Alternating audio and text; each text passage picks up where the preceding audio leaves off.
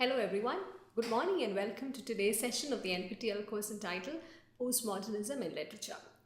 In the first few sessions, we've been taking a look at how postmodernism has been understood, how it gets manifested in various disciplines, and how there's an inability to identify one particular kind of postmodernism or to limit it to one definition or even to categorize it in very specific terms. So moving on from there, in today's lecture, which is titled The Genealogy of Postmodernism, we make an attempt to try and trace the intellectual tradition within which postmodernism as a theory is getting located. This course being postmodernism in literature, our primary interest in postmodernism is in locating this as a theory, as an intellectual tradition, as a conceptual framework for analyzing literary texts and context. And when I say text, keeping in mind the very postmodernist trend, everything is a text, and anything even outside the modernist realms, even outside the limiting understanding of literature, could also be seen as a text. So in that sense, we move on with this broad understanding of postmodernism as a theoretical and a conceptual framework, as something which could be located within particular intellectual tradition, something for which a continuity could thereby be identified. So as a theory, when we look at postmodernism, there is certainly a systematizing role that it plays in the intellectual discourse. And this is made possible through a series of texts, a series of critiques, and a series of commentaries and observations made about various things in the postmodernist period, particularly from the mid-20th century onwards. So when we talk about the ways in which we try to identify this discourse, this trajectory of postmodernism, we also have to keep in mind that we are not particularly only looking at text from a particular discipline. We may be borrowing and drawing resources and texts from a number of disciplines, from say architecture and literature, from art and economics, and also from a range of cultural critiques and cultural commentaries produced by theorists, writers, artists, philosophers from across the world. And this sort of an approach also involves a lot of analysis and polemics, and in that sense postmodernism as a theory is both analytical and polemical at the same time. Here we make an attempt to trace the genealogy of postmodernism so that the conceptual frameworks, the derivations of particular ideas and ideology become clearer to us as and when we go on. So just like we've been doing in the earlier sessions, in order to be able to trace the genealogy of postmodernism, we need to go back a little further. We need to start from the period of modernism. So during the period of modernism, again, just like postmodernism, it was not a single kind of modernism at work. We have different modernisms at play. And we also find this getting enacted in various disciplines, again from architecture to literature, from economics to political theory, from art forms to cultural manifestations.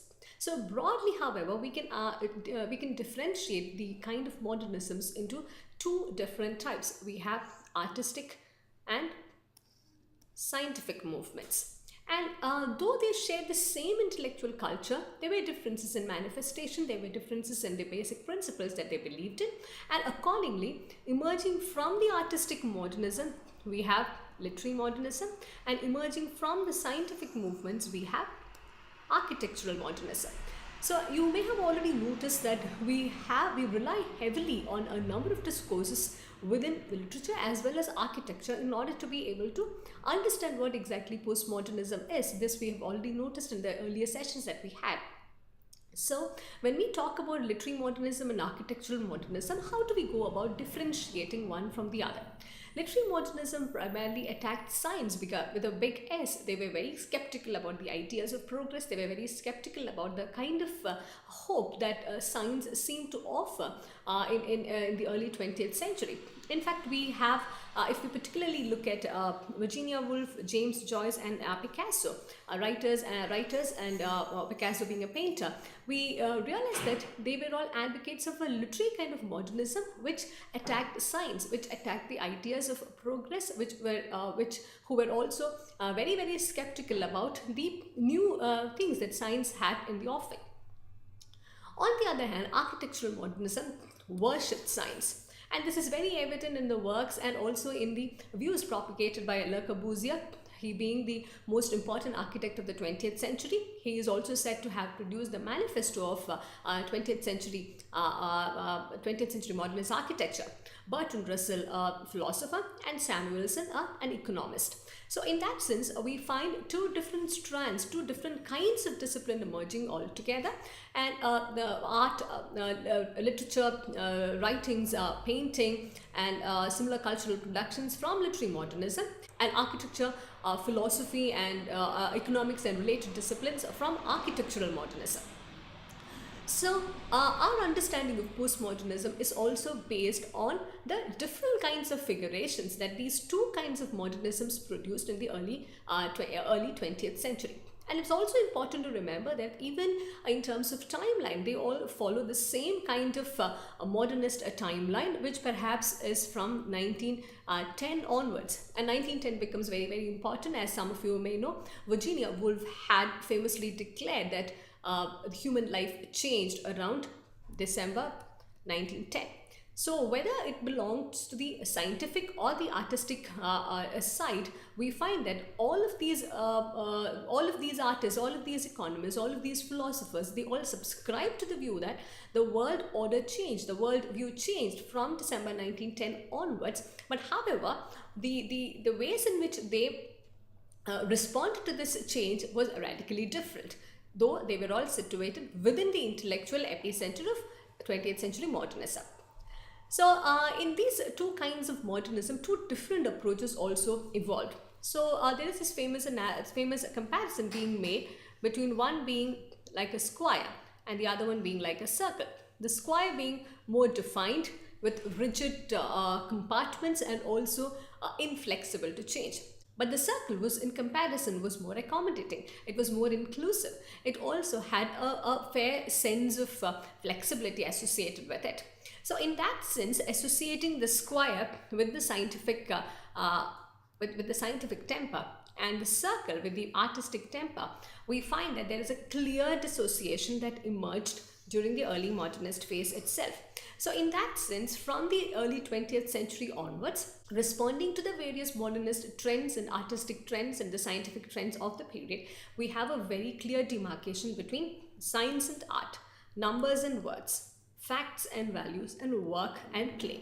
We do not find, there could be some overlaps here and there, but otherwise we do not find any sort of a confusion regarding whether a particular discipline or a particular approach is scientific or artistic, whether based on numbers or words, based on facts or values, based on work or play related to a discipline or pleasure.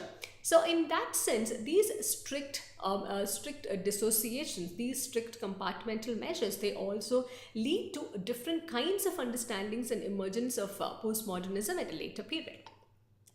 And this dissociation and this strict compartmentalization, this difference between the square and the circle, had also led to the formation of a particular kind of mental categories in the 1950s.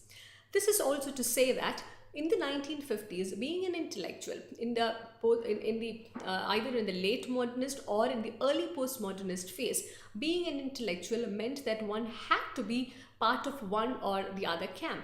In that sense, one had to be either a scientist or a person with a lot of feelings, with a lot of emotions, and that was also seen as a bit derogatory compared to being a lofty scientist. And there was also a very significant way in which differences were made between rational, scientific, and empirical methods and the attributes of, say, emotion and similar kinds of feeling-based approaches. And accordingly, a person, an intellectual in the 1950s, a learned person, an educated person in the 1950s, had to become either an Einstein or an Ezra Pound. The coexistence of both of these aspects together was not often found. It was rather rare, and it was not advocated either. In fact, there was not much of an encouragement for the amalgamation of these two seemingly very different categories. This is not to say that there were no individuals at all who transcended these boundaries, in whose lives these qualities overlapped. But the point that I'm trying to highlight is that institutionally, there was no way in which these two categories merged together. It was a very clear demarcation in terms of institutions, in terms of formal approaches, in terms of official understanding. There were two very clear, distinct approaches based on the scientific temper and the artistic temper. So accordingly, one also, if we continue with the analogy of Einstein and Ezra Pound, one had the option of either becoming a man of science or becoming a mystic and a literary writer at the same time, like Ezra Pound. And there was hardly any choice available except to follow scientism or humanism, to believe in physics or in Tao. So in the mental categories of the 1950s, regardless of whether one was privileged over the other, the most important complaint at a later period, the most important thing that the postmodernists quarreled against these mental categories was that they were very delimiting. They were rigid. They were not flexible. So this was what the postmodernists were revolting against. Believing in these very, very strict categorization and strict compartmentalization, there was no other way for the modernists to go ahead except to become extremely elitist in their approach, either to science or to art.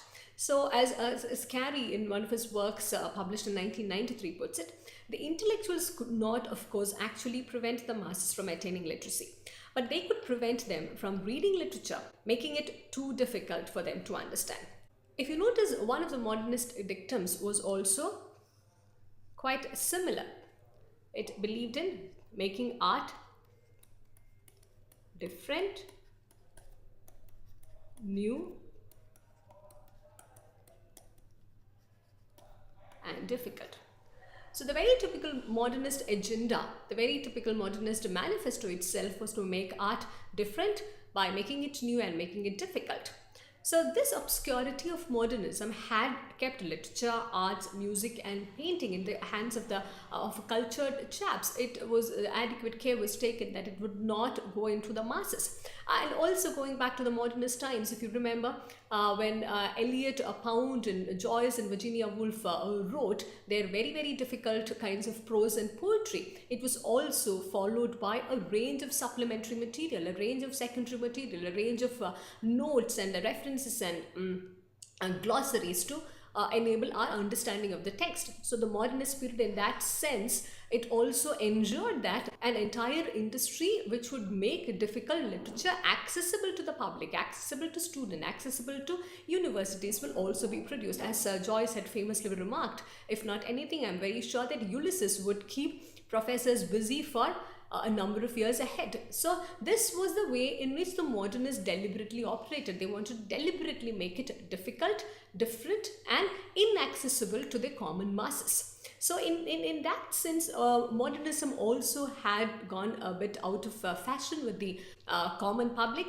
This again is not to say that all modernists are or were elitists, and it is not an attempt to say that individually all of them were elitist in their attitude. Maybe there were exceptions, maybe there were a number of people who even moved against the grain of the modernist trends and the modernist tendencies even during the high period of modernism. But however, what we have in mind when we say modernism was elitist was that the institutions of high modernisms were very, very elitist. So once it gets institutionally elitist, it's very difficult to move away from it unless one practices a very radical form of art, a radical deliberate way of moving away from these accepted and established tenets. So the institutions of high modernism were very hostile to capitalism even when they used it, angry to middle class even as they relied on it, and ignorant of the economy even as they lived in it. So here we can see that there is an inherent contradiction, a complication and a problematization even within the modernist period. So there is no reason to assume that the postmodern period will be less complicated or freer from the contradictions and paradoxes. And here we also notice that postmodernism gets defined, it emerges and gets defined in stark contrast against modernism. So by contrast, postmodernism emerges as a more plebeian and middle class phenomenon.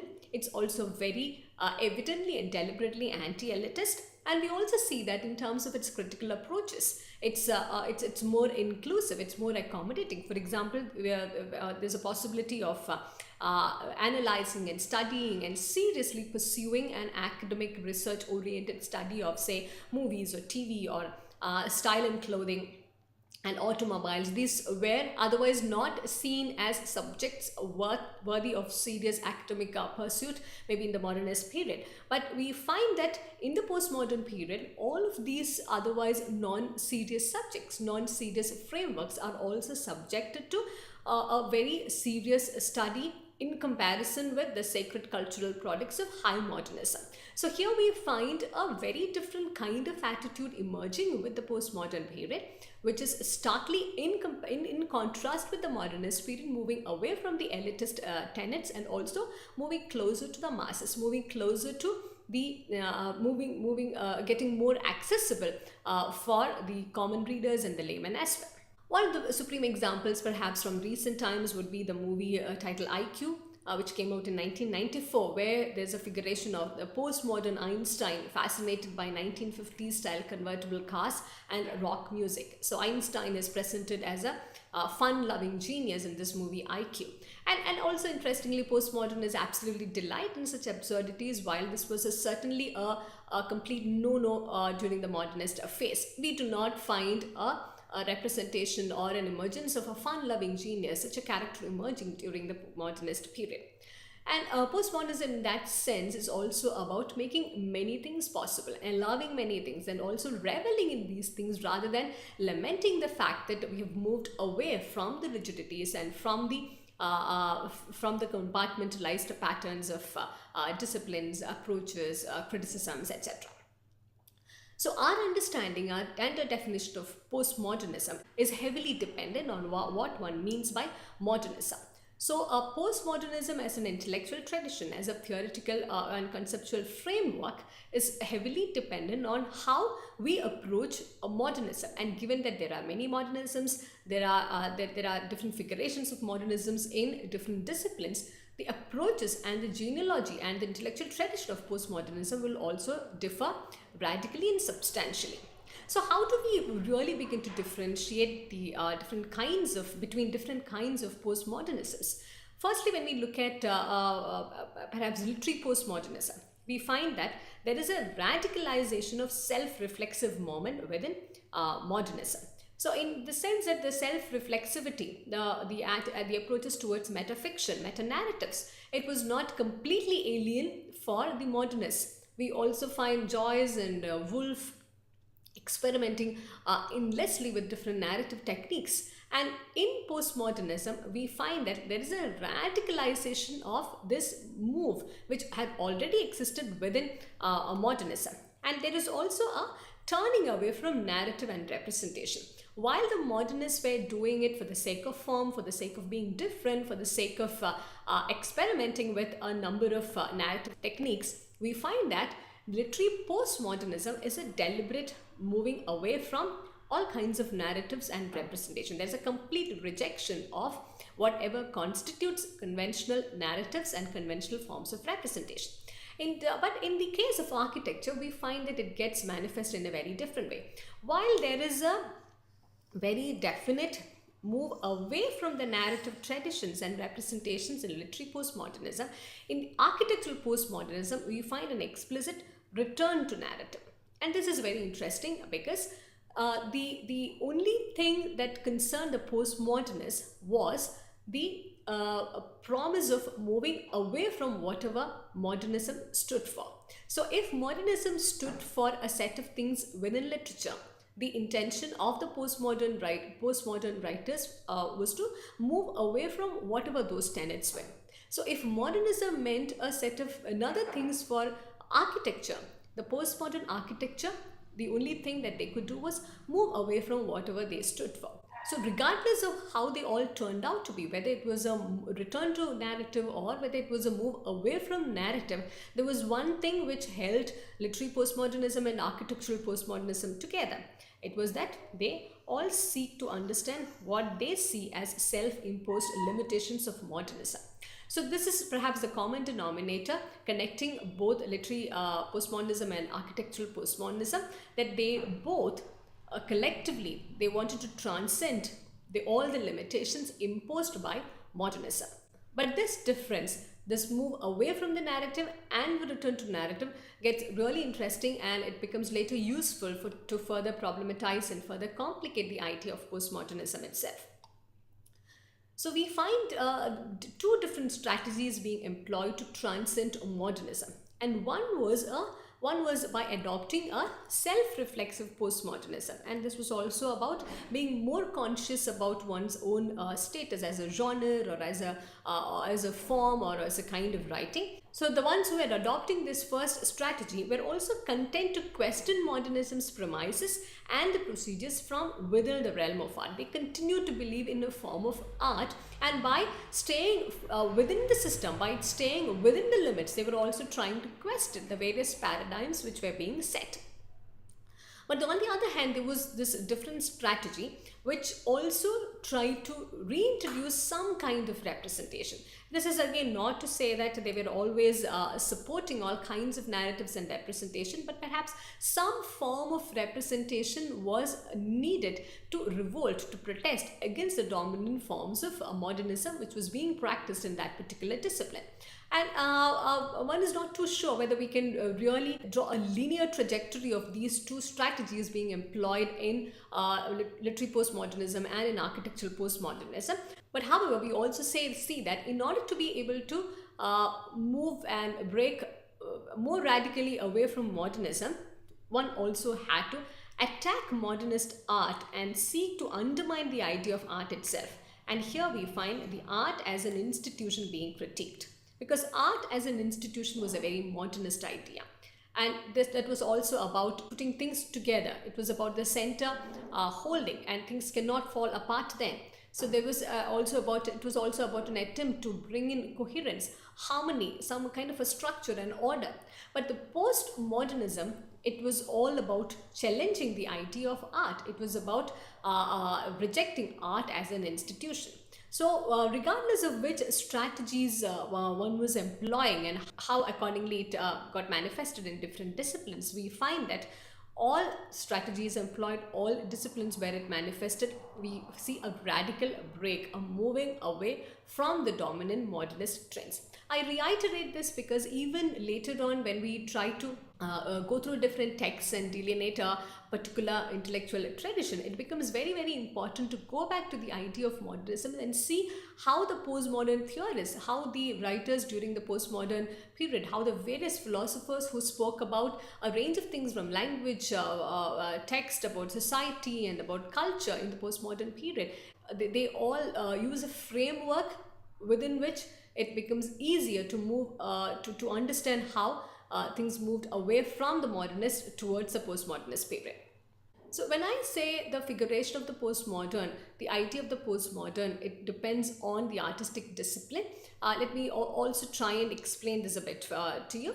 And if we talk about certain disciplines such as literature, architecture, dance, film and photography, we can also perhaps say that the postmodern figurations are seen differently in all of these disciplines. For example, when we take the case of, in the case of literature, we have already noted there is a very straightforward, deliberate move away from narrative, challenging all kinds of traditions and techniques and conventions of art which existed not just during the modernist period, but even from the earlier times onward. There is an absolute irreverent rejection of tradition and narrative techniques. And in the case of dance, if we take a look at it, and it's interesting to see that in all of these disciplines, there is a very definite break from the modernist trends towards a postmodernist trend. In dance, we see that there is an early movement towards functionality, purity and self-reflexive attitudes. And later, there is also a rekindling of interest in narrative structures. And here we find two different phases operating within a single discipline, within a single form of art. And in the case of photography, there is a postmodernist photography would be more anti-representational, anti-narrative and deconstructionist. because photography was also about modes of production, about copies being made available in the age of mass production. It was also about challenging the idea of reality. So we find different theorizations of postmodernism in different disciplines. So coming back to our original intent of tracing the genealogy of postmodernism, particularly within a theoretical and conceptual framework, we can also identify different phases. First of all, in the 1960s, this is after the high modernist period, after the World War, and after the development of a complete disillusionment with the modernist project altogether, we find that in the 1960s, postmodernism emerges initially as an attitude. So in the 1960s, there was no clear sense of manifesto put forward to come up with a set of postmodernist trends, because the term was just getting currency. It was there was no particular proper definitions or any frameworks being made available. So initially it emerges more as an attitude, as a reactionary attitude in the 1960s against the dominant modernist trends. So we can also see the emergence of a counterculture which is eclectic and democratic at the same time, and we also find a very prominent and deliberate avant-garde attack on art as institution. For example, we can take a look at some of the art critiques in the American scene by Leslie Fiedler, where postmodernism is presented as an attitude, only form of response, only from a framework to understand whatever change was coming about in the American art scene. And in the next phase, in the 1970s, we find postmodernism reaching a different status altogether, because it locates itself within the post-structuralist orbit. So no matter how hard we try, post-structuralism and deconstruction are two movements, two schools of thought, two theoretical frameworks which move in close contiguity, in close connection with postmodernism. And there is we do not even attempt to differentiate one from the other, because there's a lot of overlaps, and there's a lot of interconnection and intermittent relation and ongoing dialogue across these different schools of thought.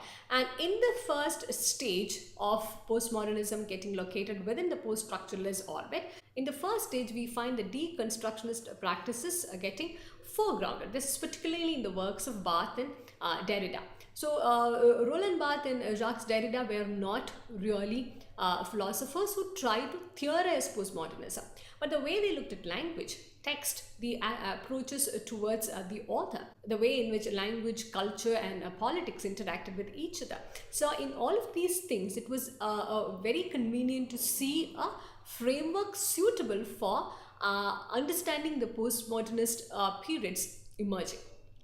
So in the same way, in the stage 2 of this operation of postmodernism within the post-structuralist orbit, we find a foregrounding of Michel Foucault, Lacan and Gilles Deleuze. Lacan's influence, some say, is relatively limited compared to the other philosophers. And during this stage, in fact, something very significant also happens. Lyotard's work, which was originally published in 1979, it gets translated into English only by 1984. And this work, incidentally, is also the most important work of the 20th century in terms of the attempts that it makes to define postmodernism. It's titled The Postmodern Condition, a Report on Knowledge. So Lyotard's work, originally published in French, it was not accessible to the English-speaking public for a very long time. In fact, some of the early philosophers, the American philosophers who made use of Lyotard were also those who knew French. So otherwise, it was postmodernism was something with a very heavy Anglophone character. This is also something that we should come back to look at in detail, the Anglophone character of postmodernist theories and postmodernist frameworks, which also makes it inaccessible to certain other culture, which also does not lend itself to certain other cultures and sites which are not heavily bent on their Anglophone nature. So with the publication and more importantly the accessibility and availability of Lyotard's work in 1984, in the stage 2 we also find a sort of a merger happening. There is an originally American postmodernism which gets merged with French post-structuralism. So with the coming together of a number of works, a number of philosophical discourses generated by Barthes, Derrida, Foucault, Lacan, Deleuze, and later Lyotard, we find that a particular framework, a particular form of an understanding of postmodernism begins to emerge in the 1960s and 1970s. Though this was critiqued as being very Anglophone, we find that this is also the most suitable and the most commonly used framework in the contemporary to understand postmodernism as a theoretical and a conceptual framework. And also the intellectual tradition of postmodernism is also traced with respect to the foregrounding of these authors and the texts that they produced. And accordingly, we can identify two major moments emerging within the post-structuralist postmodernism: 1970s from Barthes and derived from Barthes and Derrida, and 1980s derived from Foucault and a bit from Lacan. So in the 1970s, it primarily had a linguistic and textual orientation. In that sense, we'll also be taking a look at a couple of works by Barthes and Derrida, which are also useful for us to look at the postmodernist work and even works from the other periods through a very radical postmodern lens. And in the 1980s, with the emergence of Foucault and with the combination of the Foucauldian idea of postmodernism with the framework that Lyotard had put forward, we find a definite kind of postmodernism emerging, which also enabled and established close links with feminism and multiculturalism. So now when we look back and try to trace the genealogy, we find that something that could be identified today as Foucauldian postmodernism, it has got a far-reaching influence within the cultural institutions and in the humanities at large. So when we attempt to trace the genealogy of postmodernism as a theoretical and conceptual framework, we shall be looking at what eventually led to a trajectory which would promote and which would foreground and which would privilege the Foucauldian postmodernism over the others. What was more enabling about the Foucauldian postmodernism? In what ways did the precursors and the intellectual tradition work around in order to make the Foucauldian postmodern approach more inclusive and more multicultural and more accessible and more empowering to the feminist and a number of other marginal ideologies. So having said that, and in anticipation to the next few lectures where we shall be particularly tracing the intellectual tradition of the postmodern approaches through a discussion of a series of texts, I wind up this lecture with a quote from Hans Bertens. Hans Bertens tried to provide a history of postmodernism, and he also argued that it's only in the literary tradition that one can identify and cite a number of prominent continuities. In his own words, literary criticism is the only discipline in which there is an unbroken continuity of anti-modernist or anti-humanist theorizing from the early 1950s right up to the present, even though the anti-modern revolt had initially more force in some other arts than in literature itself. So from the next session onwards, we also enter a phase where we particularly and more with more focus, we look at the literary works and the genealogy which would enable us to understand and critically access a number of postmodern works and writers. Thank you for listening, and we look forward to seeing you in the next session.